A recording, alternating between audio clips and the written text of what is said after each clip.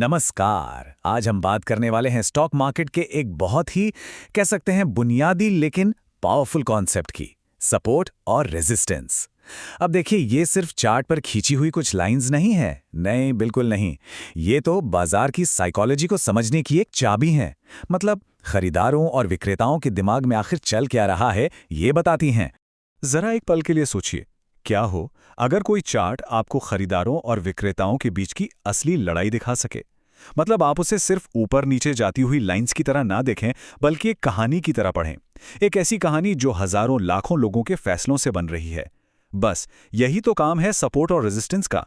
यह हमें दिखाते हैं डिमांड और सप्लाई के बीच का वो असली साइकोलॉजिकल बैटल। तो चलिए अब इसमें थोड़ा और डीप डाइव करते हैं। देखिए, किसी भी चीज़ की कीमत आखिर बदलती क्यों है, ये समझने के लिए ना हमें सबसे पहले बायर्स और सेलर्स के दिमाग में घुसना होगा। समझना होगा कि वो सोच क्या रहे हैं।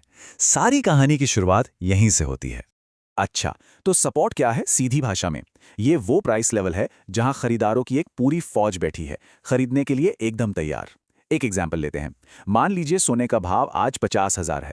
अब अगर अचानक सिर्फ एक दिन के लिए वो 25,000 का हो जाए तो क्या होगा? अरे हंगामा मच जाएगा, हर कोई उसे खरीदने के लिए दौड़ेगा, है कि नहीं? क्योंकि सबको पता है कि ये एक जबरदस्त मौका है। तो जब डिमांड एकदम से बढ़ जाती है तो प्राइस को और नीचे गिरने से एक कह लीजिए एक सहारा मिल जाता है। बस यही तो है सपोर्ट, एक साइकोलॉजिकल प्राइस फ्लोर। और अब बात करते हैं इसके बिल्कुल उलट, यानी रेसिस्टेंस के। ये वो जोन है जहां सेलर्स का बोलबाला है। अब सोचिए, एक मोहल्ले में हर कोई अपना घर बेचना चाहता है, पर खरीदार हैं गिने चुने। तो घरों की कीमतों का क्या होगा? जाहिर सी बात है, वो गिरने लगेंगी। क्यों?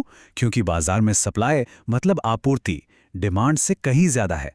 बस यही है रेजिस्टेंस, एक तरह की प्राइस सीलिंग या एक साइकोलॉजिकल दीवार जिसे तोड़कर कीमत का ऊपर जाना बहुत मुश्किल हो जाता है। तो सीधी सादी भाषा में सपोर्ट मतलब खरीदारों का एरिया, यहाँ डिमांड सप्लाई से ज्यादा है।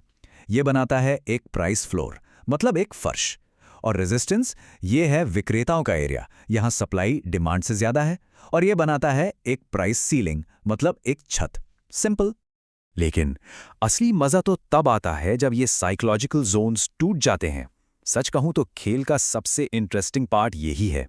तो चलिए देखते हैं कि जब बायर्स या सेलर्स इस लड़ाई को जीतते हैं तो आखिर होता क्या है। तो जब कोई प्राइस अपने रेजिस्टेंस को तोड़कर ऊपर निकल जाता है, इसका सीधा मतलब यह है कि सेलर्स ने उसे रोकने की अपनी पूरी ताकत लगा दी, पर बायर्स इतने ज्यादा और इतने मजबूत थे कि उन्होंने कीमत को धक्का देकर ऊपर पहुंचा ही दिया। इसे कहते हैं ब्रेकआउट, और ये मार्केट सेंटिमेंट में एक बहुत बड़े बदलाव का सिग्नल है। मतलब अब कंट्रोल बायर्स के हाथ में आ गया है। और अब यहाँ एक बहुत ही कमाल की, आप कह सकते हैं एक जादुई चीज होती है। वो लेवल जो पहले प्राइस के लिए एक मजबूत छत का काम कर रहा था, जैसे ही प्राइस उसे पार करता है, वही लेवल अब एक नया फर्श बन जाता है। मतलब जो पहले सेलर्स का गढ़ था, अब वो बायर्स का नया अड्डा बन गया है। अब खरीदार उसे नीचे नहीं गिरने देंगे। रोल्स का ये बदल जाना, ये समझना बहुत बहुत जरूरी है। अच्छा, तो अब सवाल ये उठता है कि हम इन जोन्स को चार्ट पर ढूंढे कैसे, है ना? तो चलिए, अब थियोरी बहुत हो गई, अब थोड़ा प्रैक्टिकल पर आते हैं और देखते हैं कि इन जोन्स को ड्रॉ कैसे किया जाता है। देखिए, इसका सबसे आसान तरीका है हाल के स्विंग्स को देखना। अब ये स्विंग क्या है? स्विंग मतलब चार्ट पर वो टर्निंग पॉइंट्स, वो मोड़ जहां से प्राइस ने अपनी डायरेक्शन बदली। मतलब जहां से वो गिरते गिरते अचानक ऊपर जाने लगा या फिर ऊपर जाते जाते नीचे आने लगा। बस इन्हीं मोड़ों को जोड़कर सपोर्ट और रेजिस्टेंस के जोन बनाए जाते हैं। और हां, एक बात जो शायद इस पूरे डिस्कशन का सबसे जरूरी पॉइंट है, उसे गांठ बांध लीजिए। सपोर्ट और रेजिस्टेंस कोई एक सिंगल प्राइस पॉइंट नहीं है, कोई पतली सी लाइन नहीं है। नहीं, ये एक पूरा एरिया होता है, एक जोन। इसीलिए हमेशा एक लाइन खींचने के बजाय एक बॉक्स या रेक्टेंगल बनाना ज्यादा सही रहता है, क्योंकि प्राइस उस पूरे एरिया में कहीं से भी रिएक्ट कर सकता है।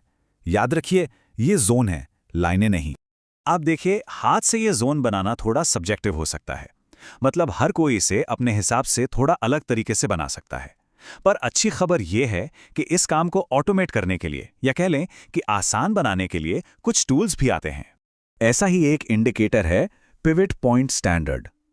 ये टूल क्या करता है? ये आपके लिए मैथ के हिसाब से अपने आप ही इंपॉर्टेंट सपोर्ट और रेजिस्टेंस लेवल्स बना देता है। ये पिछले दिन के हाई, लो और क्लोजिंग प्राइस को लेकर कैलकुलेट करता है कि अगले दिन के लिए पॉसिबल सपोर्ट और रेजिस्टेंस कहाँ हो सकते हैं। तो इन दोनों तरीकों में एक फंडामेंटल डिफरेंस है। जब हम हाथ से बनाते हैं तो वो ह्यूमन साइकोलॉजी और हाल की प्राइस एक्शन पर बेस्ड होता है, जो थोड़ा सब्जेक्टिव हो सकता है।